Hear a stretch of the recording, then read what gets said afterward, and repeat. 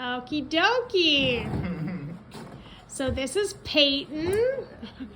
Peyton, why don't you tell us about your latest project here? What is it that you're doing up here?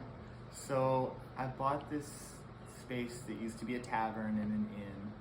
I bought it back in February, so now we're at the end of October. So we've been in it for 8 months or so, and the idea is to convert it into a home venue arts residency, and I guess in a way the ultimate long-term goal is really like art center, research center kind of situation, So what I'm trying to do right now at this very moment, I'm just trying to get the place cleaned up so that it's not, drywall storage in the other big room, right? So what we've been doing home concerts here, right? We've been doing like a day of music. I have somebody who's been doing astrology readings here at the bar while we're doing the concerts. We've been doing a potluck vibe and just eating, but trying to get to a place where all of these, right, there are a bunch of these little bedrooms that are upstairs. So getting to a place where people can come and they can stay here for a month. They can research, they can practice, write, study, work on their thing. And then we have a space down here and you can perform and we'll have events on the weekends. So you can share what you're doing once a week while you're here for a program, And the big idea for me is really trying to get to the holistic approach, not just dealing with music, but trying to deal with music from different perspectives, deal with music from a healing perspective. And if you're a musician and you're here and you're next to an astrologer who's studying and they're presenting their work in a totally different kind of format, and you start talking and working together, you're going to bring a whole lot of new things out of you to deal with it in this setting, Part of this is just like, I look back on my own life and it's like, I feel like I've learned more about music from playing with dancers than talking about music to musicians. Because when you talk about music to musicians, you're getting the musician's perspective. But there's so much more to what you're doing than just that perspective, because really, what you're making art for people. People are just people. They're not necessarily musicians, So we're getting into this kind of thing, Beyond that, I'm trying to get the grounds together. We're trying to get to a situation where we can be growing food here, And then now you start to bring in the agriculture, the herbalism, and the cuisine element, right? So having a performance next to somebody that's bringing a farm-to-table food, meal that's actually been grown right here, and putting these things next to each other. And then I'm interested in like underlying, fundamental elements of these processes, right? I'm really curious about like, it's energy. Basically, this is what it is, right? If you have a certain vegetable or a certain fruit and it has these different qualities, it has a certain color and a certain texture, what's the like energy that makes these things what they are?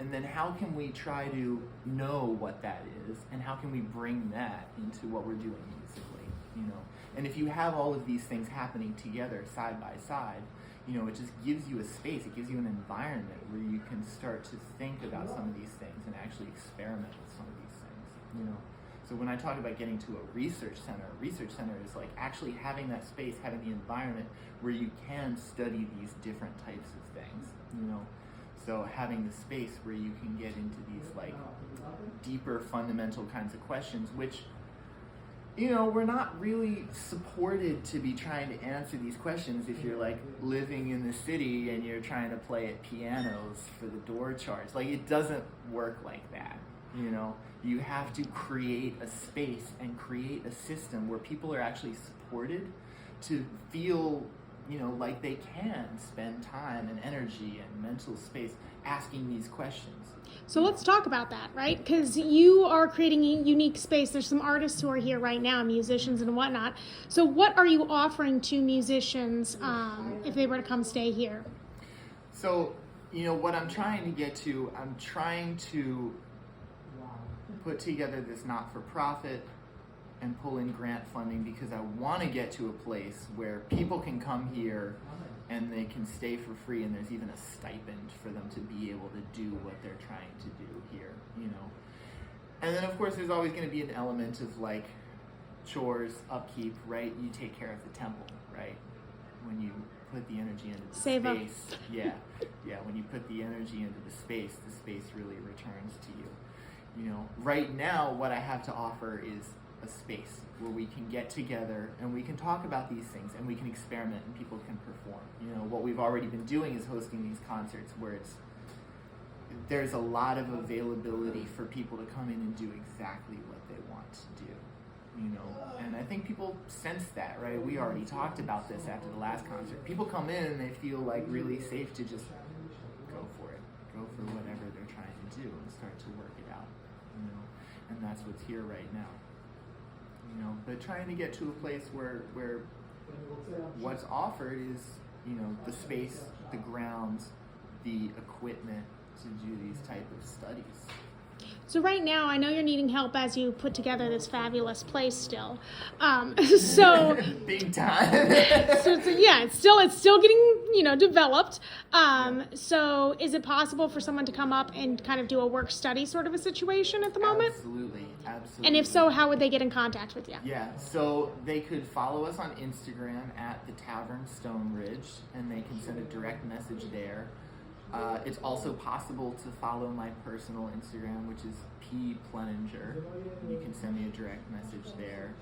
I also have a website, PeytonPleninger.com, and there's a contact page there. That's a way to get in contact with me. You know. But actually, the Instagram ones are really good ways to get in contact. You can also just send an email to tavernstonebridge@gmail.com.